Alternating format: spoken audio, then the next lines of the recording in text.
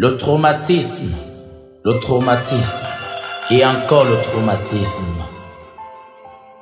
Au regard des problèmes liés aux difficultés de la vie, sans oublier les ravages que causent la drogue, l'alcool et les violences conjugales, et etc. Qui déséquilibre, traumatise, transforme beaucoup d'autres en sociopathes, et etc. Ceux qui ont les nerfs fragiles, devenant ainsi instables psychologiquement, déséquilibrés mentalement, traumatisés physiquement, devenant même des sociopathes, et etc. Taxés par beaucoup de personnes qui ignorent leurs problèmes réels et véritables, comme des ngambis, des voyants, des tradipraticiens, des pasteurs, des prophètes, des fous, des sorciers, des voleurs, des sauvages, des sanguinaires, des assassins, et à vous la suite. Voilà pourquoi beaucoup disent, peut-être sans comprendre la profondeur de ce qu'ils disent, qu'être Camerounais, vivre au Cameroun, est un talent. Ils le disent peut-être et même parfois de manière banale, bizarre et très subtile, sans peut-être comprendre la profondeur et la gravité de la situation. Mais permettez-moi et laissez-moi nous dire que la situation est critique, pour ne pas dire trop grave et dangereuse.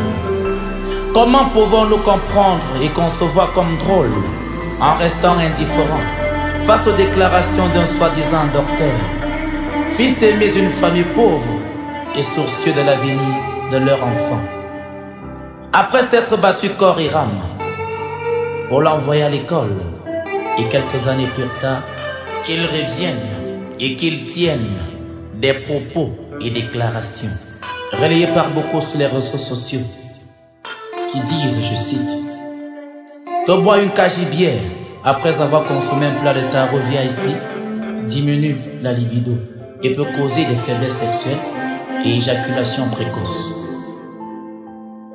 Que le pain sardine rend zinzin, que le maïs grillé associé aux arachides est plus dangereux que le poison, et etc. et etc. Finalement, qui est malade, lui ou nous? Observez, vérifiez par vous-même. Nous avions des sociologues, est-ce qu'ils sont écoutés? Nous avions des psychiatres, mais méconnus, inconnus et ignorés depuis de la majorité des citoyens. Un citoyen peut vivre toute sa vie en traversant les moments les plus terribles et terrifiants que vous ne pouvez même imaginer, sans jamais consulter ou visiter, ne serait-ce qu'un seul jour seulement, un psychiatre. Nous n'oublierons jamais les bienfaits et les efforts du docteur majesté notable, Dieu d'Apollo, Abacham, allant dans ce sens-là.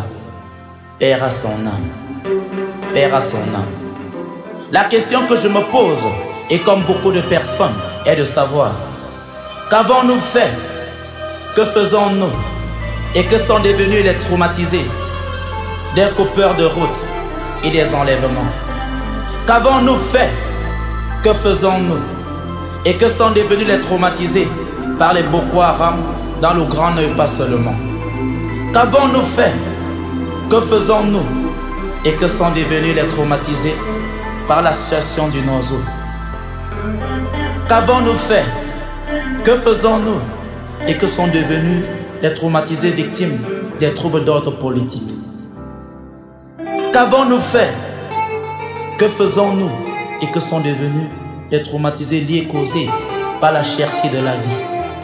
Qu'avons-nous fait, que faisons-nous, et que sont devenus les traumatisés de la dureté de la vie, entre autres le chômage et l'esclavage moderne que nous vivons aujourd'hui.